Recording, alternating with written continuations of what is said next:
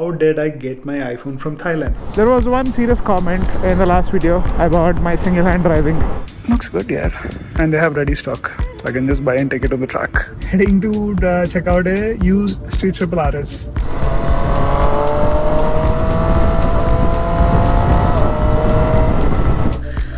My luck with the GoPro is...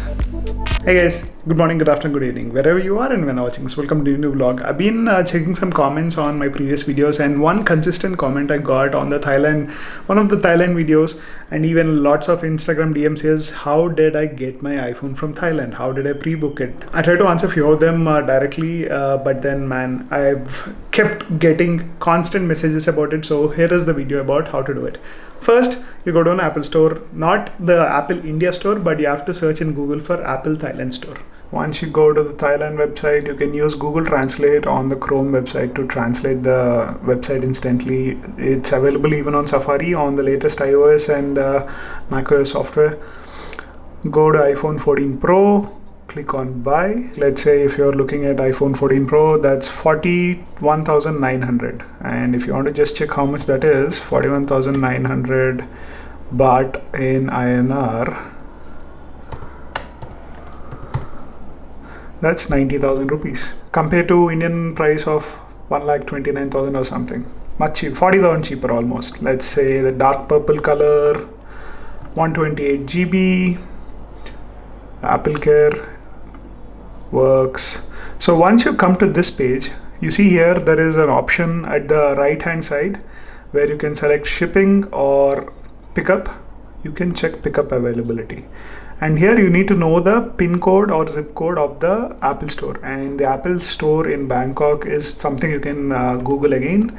If I remember, it's 10330. Click enter. You see Apple Central World. It's available today for pickup. Once you select that, you can check for different colors, different memory size options like 512 GB, 256 GB, and let's say it shows here a similar version is available if that version is not available. And once you, let's say, select 14 Pro, 250, 512 GB, you select that. It gives you clear instructions what to do. You go next. Put into bag. After a few minutes, you get options for cases and all. Some of the translations stop working, but that's okay. This is the option to check out into the bag.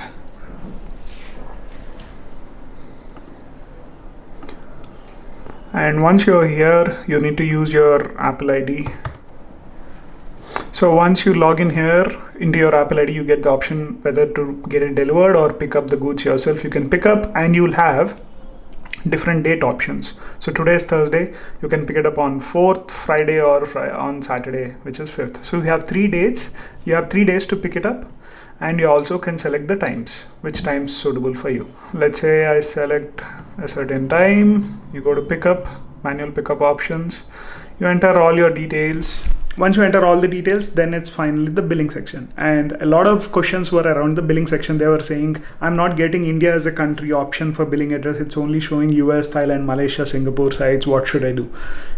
Figure out, guys. Because there was no India country option, I used my cousin's credit card in US and and he purchased the phone for me, and I picked it up. You can use your friends or maybe some relatives of yours in US, or maybe someone in Thailand or in the country that you're going to. If you're going to that place, you must have some contact there, right? So utilize those contacts. In fact, you can go there now and pick it up, because I think the availability is pretty easy. There are no waiting periods like they were there a month back. A lot of these things are very simple if you go around, dig around, explore. It is not rocket science, but I hope this video helps. Some of the questions were, how can I get it to India, etc. You can get your personal phone. I just swapped my iPhone 12 exchange rate, so this was my main device. I didn't have to carry any other device, so I was able to get it easily. If you're going to a country, or if someone's going and coming to India, you can get your phone with them as long as it's their only personal device. I think you can get up to 2 phones, not more. Please don't quote me on this. You have to try your luck. And I've lost some devices like a Mac Mini way back in 2009 or 2010 when someone's getting from US. This happens, but always ask them to put it in handbags and remove the boxes and cover. Simple thing. That's the way to get it. Sounds easy, right? It is easy if you actually do a bit of research, nothing hard about it. And to a lot of you, easy might be associated with something like a dating app where you swipe right to find the best match. So if you want to make your trading journey as easy as how a dating app works, where you swipe to buy a stock, get expert assistance to clear all your doubts, do a portfolio health checkup, and get latest market news and a lot more, Liquid is the best app for you. Liquid uses expert algorithm along with human expertise to suggest you stock ideas, which if you like, you may place a trade by swiping right. The success rate of trade suggested through the Liquid app is around 80%. And if your stock pick hits the target, you would get a notification where you can book the profits. Liquid is a SEBI licensed platform with 15 plus years of experience in stock investing. And you can log in into Liquid platform using your accounts in other brokers like Grow, Upstocks, and Zerodha. With Liquid, your data is 100% safe and secure. And with the Limo feature on the Liquid app, you can post your queries on your favorite stocks and get expert clarifications and detailed explanations with reports. With just a click, you can get a detailed review of your portfolio by top SEBI experts. And the best part about Liquid app is you don't need to open the app regularly to look for market changes or trading opportunities. Automated notifications will inform you frequently about latest news, market changes, and trading ideas. So hurry, click the link in the description below and get on board with Liquid for guaranteed returns and a successful trading journey. Advantage of having a scooter is this.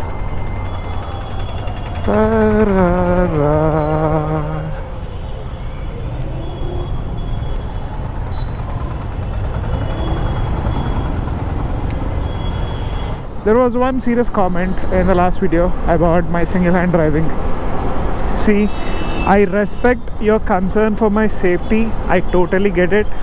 Few people took my response to a subscriber's comment as rude. Thanks for the concern, but I'm pretty confident with how I ride. I've been riding for last 6-7 years, more than at least 1 lakh kilometers across multiple bikes, multiple terrains, except for using clutch or in this case a brake, which I can do with the front brake here because front stops better than a combi brake in some occasions. I don't recommend this to public. I don't ask others to do it. None of the things that I say till I specifically mention this is for you guys, you should also try doing it.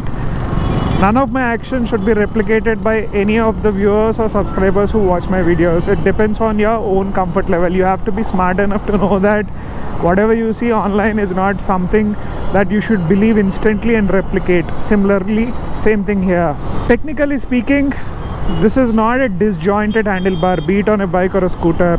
You can use one hand to steer left or right. It's just that it's easy if you do with both hands, and also probably a little safer for newbies. Usually I don't address any of the comments. I just try to engage better and in a positive way. But the thing is, each have their own comfort level and confidence level. Please understand that, and no one's here trying to be rude. Especially I appreciate all the comments and feedback. Obviously, if you're being a about some of the comments, then if you have the power to comment something bad in my page or in my comment section, I have the power to delete it. So comments never bother me, but it's just that some perceive it in a different way, and that's why I'm trying to address that. On the GoPro, in a wide angle view, sometimes the speeds look enhanced and the speedometer is also not accurate compared to the GPS speeds. So it might seem dangerous when I swerve like this or use just one hand to move. It's just that when I'm talking, there are certain ways people talk to engage better, and when you're a vlogger, hand movements kind of make you more engaging. This is something to do with speech, and you won't understand it in a single video.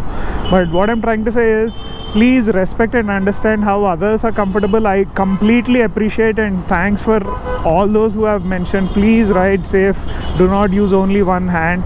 Thanks for your concern, but trust me guys, never have I lost focus by riding with just one hand. Either my eyes were diverted, and a simple racing a simple technique that I learned on the track is you go where your eyes see, right? So when I look left during a turn, when I turn more, my bike turns that way. This is a single piece handlebar, right or left, it works the similar way. The reason we hold it to the left hand is to get the clutch. And that being said, I don't recommend people to drive with just one hand. That is not what I'm trying to say. Because I'm a vlogger, this is already a risky profession. I use my hands to communicate. If I just go straight like this with the hand, there is nothing interesting in the frame. Hope you get it. Anyway, I try to be as safe as possible while on video, so in case if someone's still bothered with my riding, I'm sorry guys. That's the best thing I can say. Anyway, the reason I'm out here on my Ether is I'm heading to the KTM showroom. I want to see the new RC390 in person. I want to take a call based on that. I mean, used ones are available, but not great options. And I don't know how bad they ride these. I mean, the problem with me for used vehicles is I need to know the owner personally, because I can trust in terms of how they maintain the vehicle. And somehow I don't get the trust with random strangers, so it's hard to justify a used vehicle purchase, but it has its financial savings. You are not obviously paying the road tax and all. And when you look at the interest rates on some of the used vehicles, it's pretty high. So that's why I thought, let me check out, because when you do the math, let's say I buy it for 3.75 is the current on-road price for an RC390, or I buy a used one for 2.25, good condition one. If I sell the 3.75 one after a year or so, maybe for same price, 2.25, I'm losing out roughly 1.5 lakhs.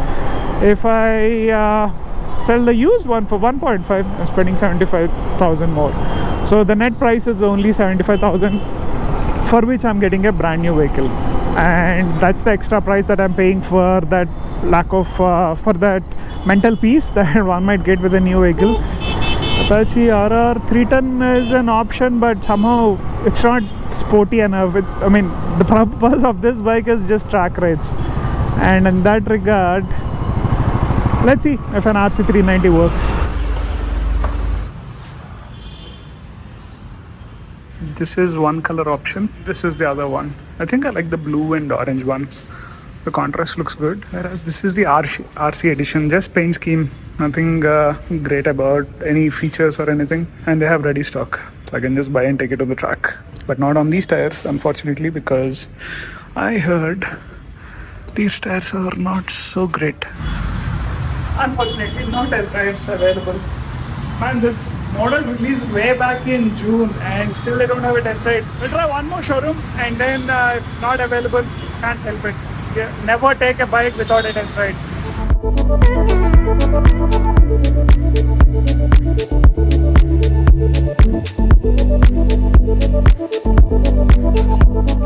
Because I didn't get a test drive at the Kukatpalli KTM showroom, went to the 100 feet road one.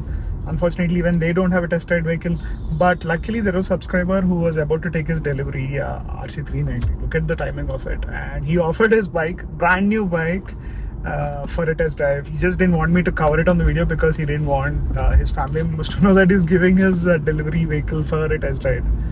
But nice of him to offer it, and I returned that favor by filling some fuel in his bike, brand new vehicle, because the one from the showroom hardly had anything. Anyway, got an idea of how RC390 feels.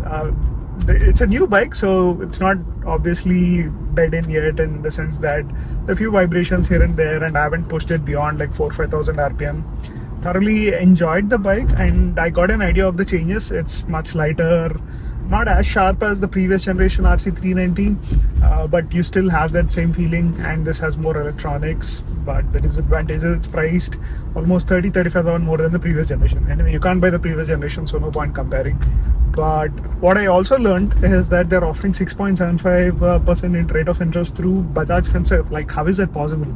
Like, isn't repo rate almost around 6.5? Repo rate is what the banks get from RBI, which in turn they sell you with different kinds of loans and for a higher price. Don't know how Bajaj Finserv is managing that. Maybe because Bajaj and Bajaj KTM part of some in-house plan. 6.75 for a new bike seems very attractive, because that way the additional amount that I would pay on a brand new bike once I sell it after 3-4 years would be not more than 50,000 compared to a decently hardly used 3-4 year old 15-20,000 kilometer bike. I'm a little tempted for the new one, but let's see. The new only disadvantage I found on the new one is the tires are not that great compared to, let's say, an Apache RR310, which has Michelin road fives. But the quick shifter was really good, buttery smooth. Downshifts were better, upshifts were okay. I didn't test it much because it was only like a 5 to 6 kilometer short ride. I asked the showroom guys to offer me a longer test drive option. Let's hope if we can get a test drive. Talking about test drives,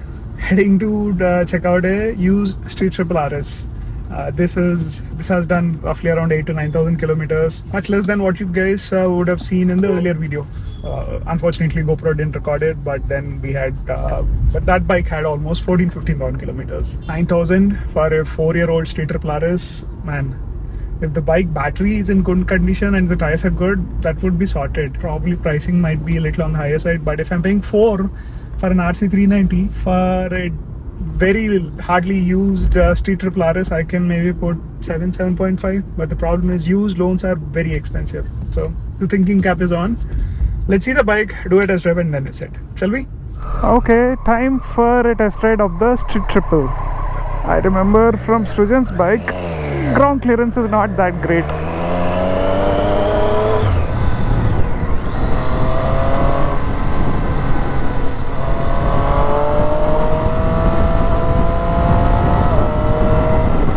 What a sound. And as usual, the GoPro gave up.